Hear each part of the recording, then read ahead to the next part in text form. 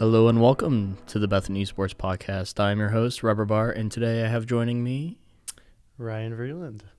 Thank you for joining me today. I'm going to first take care of some housekeeping. One is it is currently Monday, September 30th, and in about 20 minutes, it will now be October 1st because we are recording this at 23:38, which is That's true. really late at night. It is quite late. So I am going to first say, don't expect anything intelligent to come out of our mouths. I concur, especially because I am, my mental is not in a good spot right now. I heard that league has not been nice to you. It's not been nice to the whole team. You know, it all started this weekend. Something bad happened, like a cursed spirit came to the room and just decided, you know what?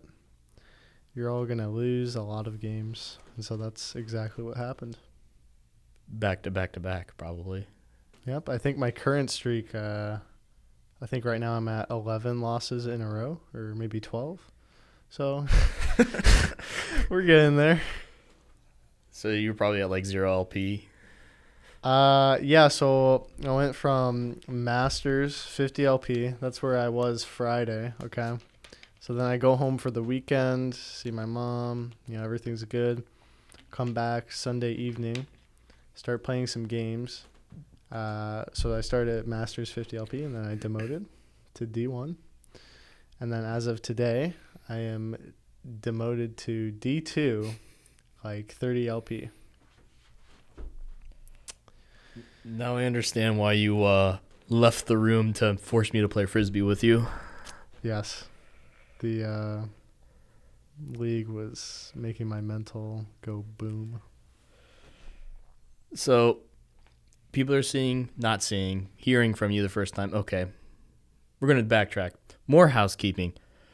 So the reason why this is not a video podcast is because we have in this studio about 4 GoPros, one of which I think is being thrown away because the back screen that you can view from is dead.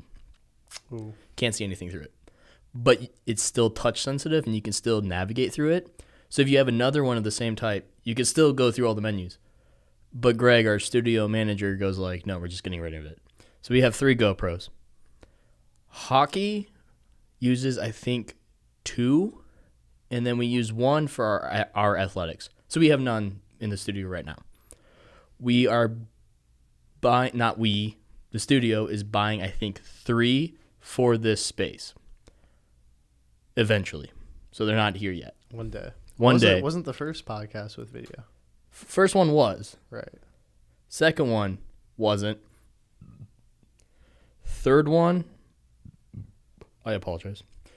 Third one, yes. Fourth one, yes. Fifth one, no. This is the 6th, no. Oh, this is the 6th. This is the 6th. There's been that many? Yes. Oh. I even missed a week, though. So who was the host for... No one. It was just a blank week. That was my fault. Oh, I see. Because I'm the one that runs this. Ah. And I'm the person that gets all the people. Okay. So. Okay. And. That's a lot of podcasts. Yeah. It's a lot of editing. Not really. Well, yeah, I guess not. Because you just... It's pretty simple. Do you want to edit it? You want to edit this one? I'm good. Are you sure? I'm good. I got league to play. I got more LP to lose. I'm so sorry for you. You know what? It's we've been telling each other one day at a time. That's how it goes. Just one day at a time. Some days you lose 12 in a row, and some days you just lose 12 in a row. That's just how it is, I guess. So I think it's been 4 or 5 weeks since I've talked to the league team in general. Mm-hmm. Why don't we update not on the negative, like this horribly cursed weekend. Positive stuff. You want the positive. Positive and just miscellaneous stuff that has happened in the last 4 weeks. Okay. We've been practicing more as a team. We identified some issues with communication. We've cleaned that up a bit. We've established a better champion pool. We have generally speaking, just played better together. So more synergy, I would say. And you have like what, 2 scrims a week, or is it more or less? It was more. It's probably gonna be more because the preseason starts in October. But as of right now, yeah, it's only like 1 or 2 a week. But we're playing solo queue, losing 12 games in a row. So that's the majority of the practice right now. Again, I'm so sorry for you. So sorry for your. It's all right. For your losses. So much LP gone. Yeah, at least 200. So we'll move away from league for a bit. So How are you as an individual, like just doing in general? How are you personally right now? Well, aside from league, pretty good because this last weekend, it's the first weekend I got to go back visit my mom. It's been how many weeks? 7 weeks now, or 8 weeks since school started up. So that was nice getting to talk to her. It was refreshing. I went on a nature walk. I saw some movies. I saw Ad Astra. I don't know if you heard about that. No. It was really good. I should realize this isn't video, so I can't just do physical gestures to you. I shaked my head no when he asked. Well, for anyone listening, I'd see it. Ad Astra, it's really good. So yeah, I did that. I took the nature walk. So the weekend was really refreshing. Aside from league, I'm feeling quite refreshed, reinvigorated, you might say. But considering that league is most of what I do, in that respect, things are could be better. Let's just leave it at that. Could be better. Could be a tiny bit better. Yeah. And on that note, I'm pretty sure you're probably either the best or one of the best players in league that we have here, in my personal opinion, from what I've seen. But you're also the person that I think hates league the most out of everyone here. That's a fair assessment. Is there a reason why you hate league so much? I actually. I'm glad you asked me, because I do like to talk about why I hate league, because I don't think league's a very good game. I think Dota's a much better game. I wish I started off playing Dota. Dota's also a lot more complex. Well, that's one of the reasons why I think Dota is better. And that's also the reason why League was made, is it was a simplified version of Dota so people could get it into it easier. Right, which is understandable. But, just from a personal standpoint, especially in terms of competition, I don't think League is a game suited for competition. The way it's fundamentally designed, it's so punishing every time you die.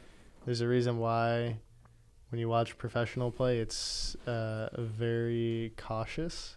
There's not a lot of action. You say that, but they're actually, in recent years, and since last year, they've been amping up their aggression in the game. It's no longer the extended 40, 50 minute, 60-minute games.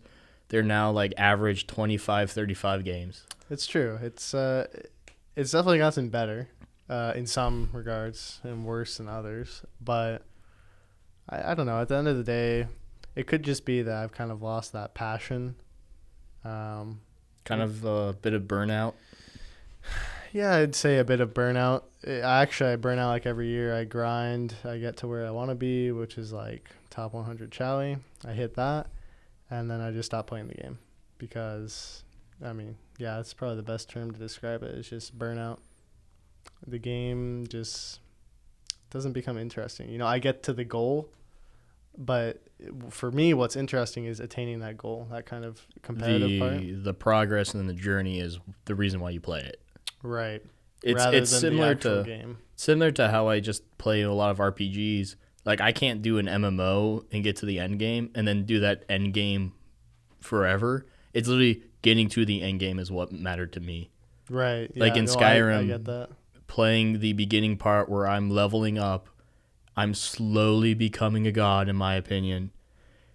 And then after I become a god, it's like, what's left? Yeah. That's why it's similar. That's why in Skyrim it's nice to have the mod support. So you have extended story stuff, but that's besides the point. Right. Yeah, no, like in League, part of it is just that there's so many different factors you have to deal with.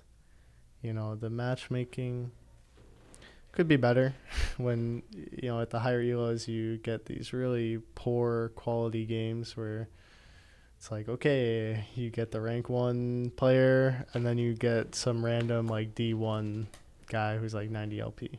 And it's just, then you have to deal with the toxicity, the environment that high elo is, where people are so passive aggressive or just overly passionate about where they're at. Right. Huge egos, that's a big thing. So I mean, aside from just like maybe fundamentally the design of the game, there's also like maybe the player base isn't like what you want. The player base and how the game deals with that. There's been so much agency that's been taken away from the individual, which some will argue is a good thing. I think for competitive, like LCS and professional play, it's good to take agency away from the individual and put more of that into a collective team effort.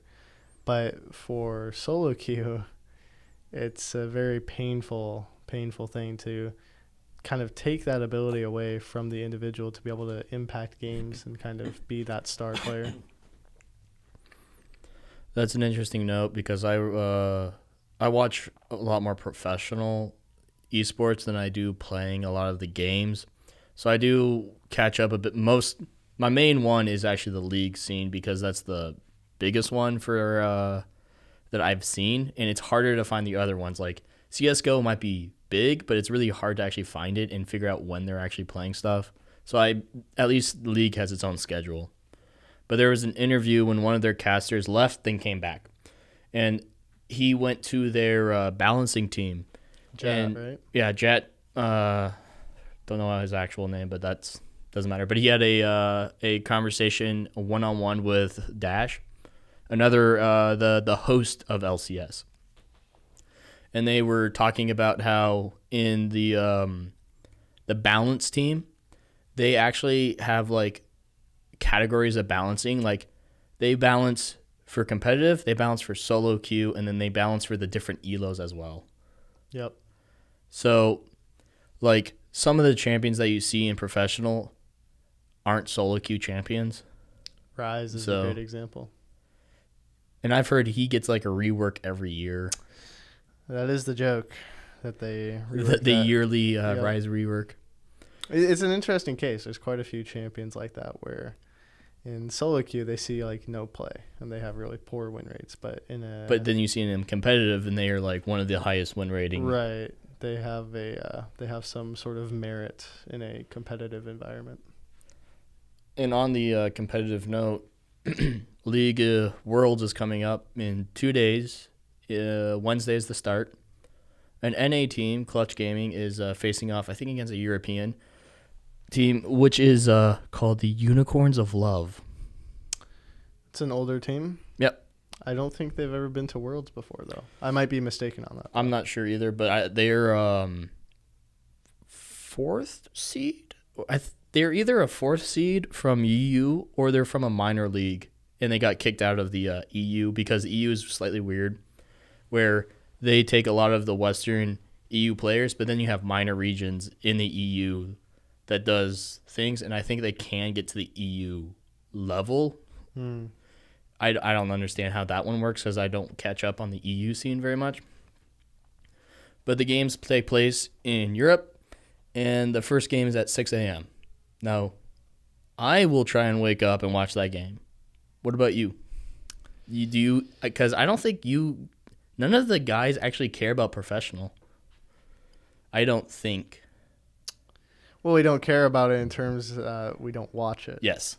But doesn't mean we don't care about it. It just means we don't watch it. Will I wake up for that? Probably not. I'll wake up for some matches. Just if it's Clutch Gaming, which is, in my opinion, not a very impressive team. I'm not sure if I'm going to sacrifice some of my sleep to watch what I would consider to be not a very exciting match. But for SKT or, G2 or maybe one of the Chinese teams, I'd wake up. I'm not sure. I looked it up a while ago, and I think it's in 2 or 3 weeks. The Group of Death. Group C. Group C. Yes. Do you know the teams? Yeah, it would be SKT, right? Yep. RNG. And what? Seed 2 from EU. Oh, G2? No. Wait, what? Seed 2. The second seed from EU. Oh, Fnatic. Yes. Fnatic. So it's SKT, And then Fnatic, the and NA RNG. team. Oh, it's just 3. It's just 3 because we have play-ins yet. And they can get Clutch or one of the minor leagues if they can get to it. That is the Group of Death. Yeah. Would you watch those games? I would, absolutely. Because those will be the earliest, highest level games you'll see. I'm pretty... Well, I mean, okay, I don't watch professional that much, right? So I can't have like a super informed opinion. But based off of what I've been hearing and based off of what I have seen, I think SKT is poised to win this year. I've heard that Faker is back in his stride. That is what I have heard as well. And on your note on the agency thing, Faker was the one who'd basically, you'd throw 4 people and add Faker to the team, Faker team would win. Yeah, even those years when SKT was having a rough showing, he was always performing. Maybe not as much as he was in his prime, but by no means was he underperforming. No. And apparently there's a rookie team, Danwon Gaming, and the other one, I think it's Griffin. Griffin, yeah. Their 2 mid laners they're both, I think, rookie players. Danwon is a rookie team, but the middle laners are both rookie. And I've heard that they are as good as Faker on game. I have heard that about one mid laner, and I can't remember his name off the top of my head, but I too have heard similar things. So maybe people are catching up, or maybe Faker is falling behind. How long has he been in? Because it's been a few years now. Well, let's see. When did SKT win their first? I think it was season 24? 15? I think that's like around season 4. Because they won 2 years in a row, right? I think they've won 3 in total. They've won 3 in total. They've won 2 years in a row. I can't remember exactly, but he's been in it for a while. Certainly, he's. So, my question is how much longer can he keep playing? Because professional video gaming, unlike what many people think, it's not like you could be a baseball player where you could play into your 40s. Professional gaming in league, in my opinion, where it's a lot of reaction heavy stuff, you can't keep going until like mid-30s. Well, he's still pretty young because you have to keep in mind that he also started young, early. Right? Yeah. Like 17, I think, or 18. I think 17 is the earliest people can join with parent consent. He started quite early. So, bearing that in mind, he's still at least... He's like in like his 20s, I think. Yeah, I mean, relative to the rest of the scene, he's still got quite a ways to go. But the question is, like, can he keep up that number 1 title? Because it's never really been taken from him. No. I mean, he's obviously... number 1 player title, no. Right. Like, SKT's obviously had their slumps, but in terms they of... They didn't even get to the knockout stage last year. Yeah, they didn't even... Yeah. So, SKT certainly not kind of holding on to that title, but I think if you were to ask any analyst, they'd say absolutely Faker has held on to that title. And what's more, I think his legacy is locked in for good. How do you compete with that? I've used his name as a joke here about being a overly good player where you can hard carry your team. There you go. So that's his legacy right there. How can you compete with that legacy? It is actually so unfathomable how anyone can come close to that. Because sure, you have, like we were talking about this just a minute ago. You have these rookie mid laners. They pop up once in a while like, hey, this guy's really good. He looks like he could potentially take that throne. And that's cool, but can he maintain that? Can he maintain it and develop his own legacy when someone already did the blaze trailing? Right. And the answer so far in terms Trailblazing, my bad. Right. The answer so far in terms of League of Legends history in that regard is no. We haven't seen that. And so not only that, his champion pool is basically every single champion. Yeah. So good luck. If anyone could do that, I'll Right. give you a little bit towards it, but yeah. now moving over to the NA side, and NA at Worlds, let's just say last year was our best when Korea has been a part of it. I almost forgot about that Korea got washed last year. Yeah, they got washed last year. Not only that, the Cloud9 got to semis, Yep. I remember that. then got hard wrecked by Fnatic. Oh, that was a painful one to watch. Those were some of the shortest games, weren't they? Yeah, that was the year where the games were getting really short Yeah. because everyone was overly aggressive. Right. Yep. But no, so NA has not been too good at international, and I'm kind of concerned. Hopefully we can keep up our major region status, considering that we own the company. Yeah, that would be a bit embarrassing, wouldn't it be? It would be really embarrassing. Not only that, most of our really good professional players are imports that are naturalized. Right. Yeah, it's... we have a bunch of Koreans and Scandinavian, whatever the correct term is, players on our major Worlds teams. It's concerning. And every year, if you go to the League of Legends subreddit or, wherever you get your kind of esports news for League, there's all these articles quoting owners, like Liquid owner Steve. They're like, every year, it's like, yeah, we have a real shot this year at making Worlds and doing well. We're really prepared. Every year it's the same thing. And every year it seems real because, we watch these teams going in the Worlds. It seems like a close race. And it's like, wow, these NA teams, they've been putting in a lot of work. And then they go to Worlds. And then they leave Worlds with no wins.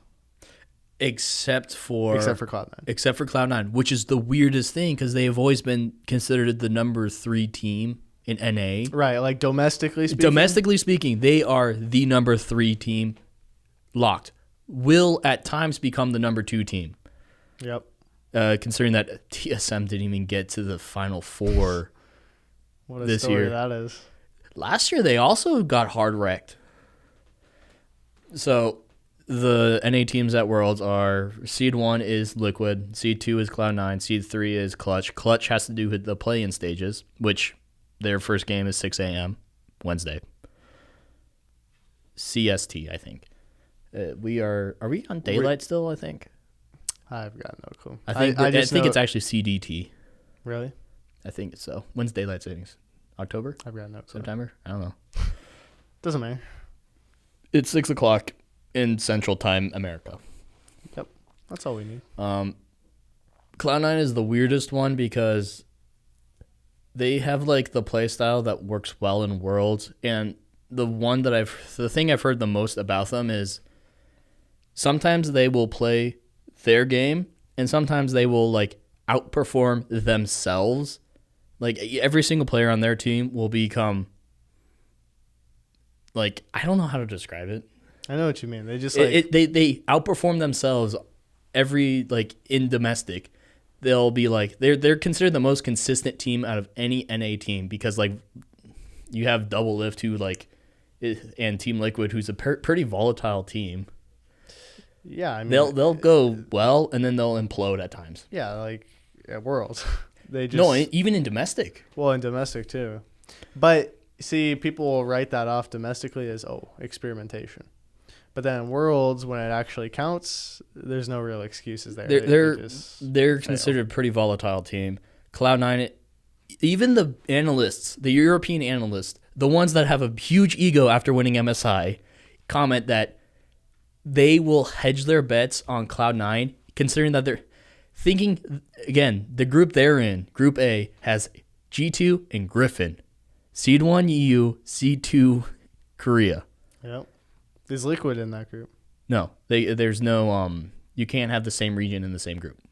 Oh, C9. So C9's in that group. What This group is is Liquid in? Liquid is in a group with basically anyone they can wreck. Unless they literally do badly. So Liquid's going to look good. Yes. And then when they get out of groups and onto the main stage. Now, they've commented saying if Damwon gets into Liquid's group, it might be a close race. I could see that. So the EU analysts, commented that they will not say that Cloud9 will do poorly, nor will they do well, because they want to hedge their bets, because they've always at times outperformed themselves in group stages and gotten out of groups very consistently. Historically, this has happened. The evidence is there to support it. So they want to hedge their bets on it, even though they are looking to be currently the third of their group when there's only 3 people there right now. So, you know what I'm curious about is like last year we saw Korea just get washed. It was embarrassing. It was due to the game state changing, where it was a very faster paced game.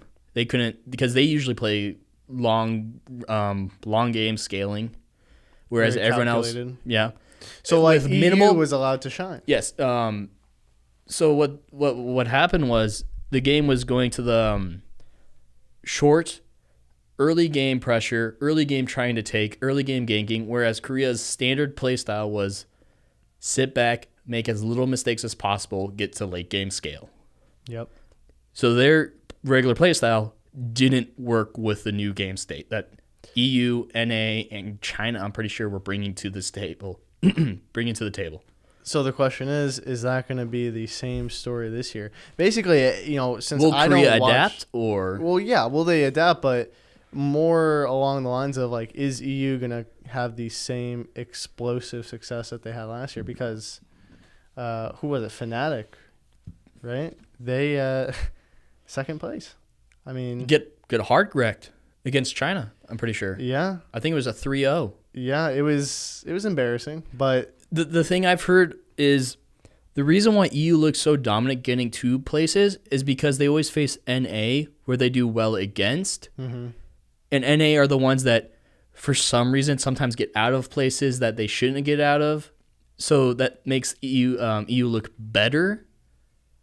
So when they actually face a person that's difficult, like what happened with Fnatic. So I'm excited to see.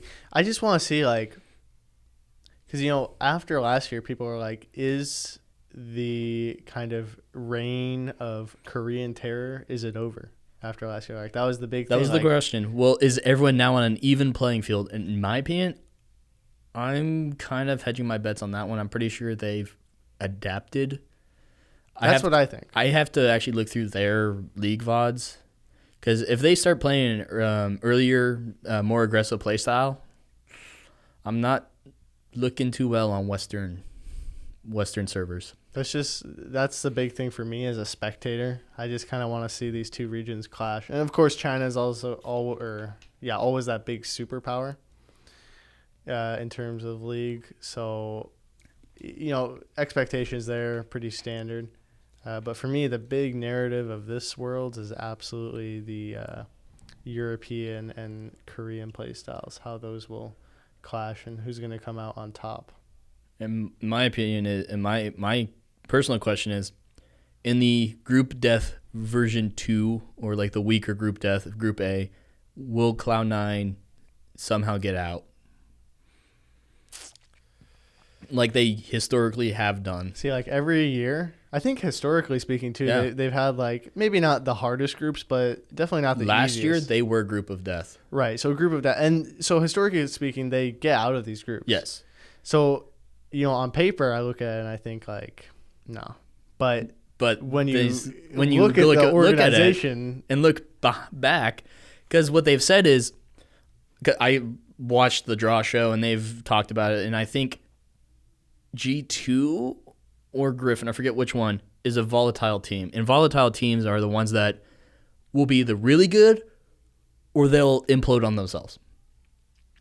Kind of a thing. Sounds like G2. So the question is will G2 be on form when their group stuff starts happening? And Cloud9 is considered the most consistent team that people have seen. Maybe they're not the highest level, but their play style is set. They will not go very below, and sometimes they will shoot up higher, but they have one level that they're pretty good at playing. Right. So they are considered like probably one of the most consistent teams to ever go to Worlds.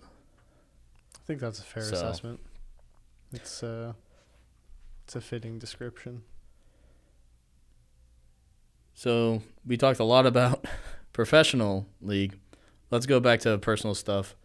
You play a lot of a different game. I do. I've heard that you're one of the best at this game right now. Oh, well, now I'm retired from this game because... How long has the game's been out? I think it's still in early access, isn't it? No, it's been released since May. Oh. Since May. Or April. No, April. It's been released since April. Yeah, it's that 1 month, though. Yeah, it's called Mordhau. It's like Chivalry, if you've ever seen or played that game. Or for one that's more well-known, For Honor, but not with its combat style. Right, very different. Very, very different, but the look is kind of similar. The theme, the kind of like hack and slash, it's similar in that sense. I just think people might know For Honor more. Yeah, that's probably true. They love that one, even though they're very different games. Right, yep. That's probably true. So yeah, I've quote unquote retired from that just because I kind of want to go all out in League. You know, my dream would be if Mordhau blew up into some big esport, I'd play that. Unfortunately, that's not realistic, at least for a while. So it makes more sense for me to play League where there's actual opportunity. So it's sad, but you know, the team that I'm a part of, Tempest, they will live on and hopefully carry my legacy. Live on in infamy. Yeah. So apart from that, really, it's just been League, nothing but League, for better or for worse. I mean, it's almost like a job. That's the thing is after playing it for a while, you kind of start hating something. Oh, yeah. It's kind of like the more you watch a movie or the more you read a book, you start to pick up on the flaws. You also get to see some things that you hadn't seen before. It's like, whoa, that's pretty cool. There's also a lot of things where it's like, wow. I shouldn't have seen this. I don't want to see this anymore. Yeah, like that's kind of not good. I don't like that. That makes my impression of this thing worse. So that's what happens. So you got, I'm pretty sure Tuesdays are your major scrim days. Correct. Do you know who you're playing tomorrow? Boise State. Again? Yep. Every Tuesday. Actually, Tuesday. I'm gonna correct that. Playing today. Today, yep. It's 10 past midnight. Yep. We've actually had a pretty intelligent conversation, in my opinion. I would agree. Oh, yeah, we did preface this by saying... Yeah, we're not going to be intelligent this entire time. Right, but that was quite intelligent. We had a very long conversation. I think 20 minutes about professional league. Yeah, not bad. Not bad at all. In regular esports, well, I don't even think it's esports in general. It's just a school thing that happened to involve an esport thing. Next week, Doa, Eric Longquist is coming down to have a talk. Will you watch that? Will you be there? Absolutely. For me, that's an exciting thing because I kind of want to do the broadcasting side of esports, and him actually being at the school and being in an actual major esports league, the Overwatch League, in his face, being seen by hundreds of thousands of people, maybe hundreds of millions, considering that this is now an international league. Not now, it is an international league. That's exciting. Yeah, he's here for a few days, or he will be here for a few days. And then his talk is on the 11th, I think. The 11th, yeah. It's what I'm interested in is what like the turnout will be. Like how many people are actually going to show up in terms of his talk or his presentations. Well, I know Seth has been handing out passes or tickets to high schoolers to come down, and I think he's printed 100-ish given, I think do you know the room? Is it the seminar room in Meyer? Or is Where it the he's film gonna be? viewing? Yeah. I forget which room, Got no. but if it's in the film viewing room, I think we're going to hit capacity in that room. If it's in the seminar room 101 Meyer, it might be okay. We keep talking about it. We'll manage somehow. Anecdotally, I think just talking about I talked about the studio manager Greg earlier, but Greg and Eric went to school here at the same time. Oh, really? Yeah. The funniest thing is when Eric was seeing that esports was becoming a thing, he went and when he played games, because I think he started on League and stuff. StarCraft, I think. StarCraft. Okay. I believe. I could be wrong, but No, that's fine. I think so. Because this was a long time ago. Way back. In the early 2000s. Yep. He would record his games and then play them back and then cast over them to practice. And I remember Greg telling me that him and a few friends would just make fun of Eric all the time. And I always comment saying, I'm pretty sure Eric now makes about a few figures more than you.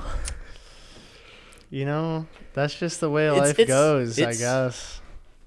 I just find it kind of funny that a guy in his dorm room just talking back when video games were basically the degenerate's hobby and the stereotype was a fat man in Cheetos. Yep. A guy still is to some degree. To a degree. Not as bad as it used to be. It's not as pervasive, but if you look at some of the LCS players, some of them could beat the hell out of me. That's for sure. A guy in his dorm talking to a computer while watching it of his past games could then go on and make a career out of it. A, that's fascinating, and B, that makes me kind of hopeful. Because when I was growing up, after the childish job hopes passed, the shoutcasting ones when I actually ended up watching esports or sports stuff were the ones that fascinated me the most. As a player, it's definitely comforting knowing that the industry is growing. And so, my aspiration is to at least attempt to go professional. Is that realistic? I don't know. But it's comforting knowing that there's other opportunities out there, whether it be broadcasting, whether it be the QA team, balance team, you name it. It's comforting knowing that this is growing, this is something real, and there's very much new opportunities every day. There's even a job site that I haven't bookmarked yet for some reason, but usually is open in one tab that's dedicated to jobs involving gaming and esports. Oh, really? Yeah. You should send that my way. I'll send it to everyone. It's lovingly called hitmarkerjobs.com. Oh, I get it. That's clever. It is clever. For those that don't know, hit markers are when someone in an FPS shoots someone. That's a little violent, but that's just how games work. And you hit anything of a person, marks will appear, and it has been annoyingly coined to be like, hit markers. Mostly because you didn't get the kill, and it's the game's way of letting you know that you've hit something. Right. It's just feedback being like, hey, you hit that shot. Yeah. Good job. But people go like, I'm better than that kind of a thing. So it's kind of like a moot point thing. Yeah, a bit. So my question is games in esport games in like the early 2000s came and went within a few years. In my opinion, League and Dota to an extent, even though I've only actually know of one major tournament, and a few others have actually kept their scene for a long period of time. Do you have like any semblance of when like League will start to die off? Well, if you look at Dota and Counter-Strike, those games are still around. They're still around, but the thing is the esports scene, when the people that have watched for consistently will be the ones that keep watching it. But it's like I said, I've tried finding stuff, and it's kind of difficult for lack of a better term, a layman to find. We'll put it this way: so long as there's people playing the game, and so long as there's that foundational support for some type of esport, I think it'll stay around for a long time. And so, to your point, perhaps Counter-Strike and Dota aren't the biggest esports, and certainly they're not maybe the most accessible. But them being around for this long and still catering to hundreds of thousands, sometimes millions, is, I think, testament to the longevity of esports. And so with League, I mean, considering that it's in-house with the actual parent company, the esports scene, I'm pretty sure their ability to keep a business market thing for an extended period of time will go for probably a few generations. See, that's the thing. It's like, who knows? This is so new when you step back and you really consider esports. It's so new. Who knows? It's actually quite mind-boggling to think about. Thinking of it as like the major competitive scenes have been in the last decade. Yep. The early scenes that developed these major scenes have been around since 2 decades. So it's very young, but it's not as young as people may think. It's definitely, it's an interesting question that's kind of unique to esports. It was like a slow crawl to build to where it is.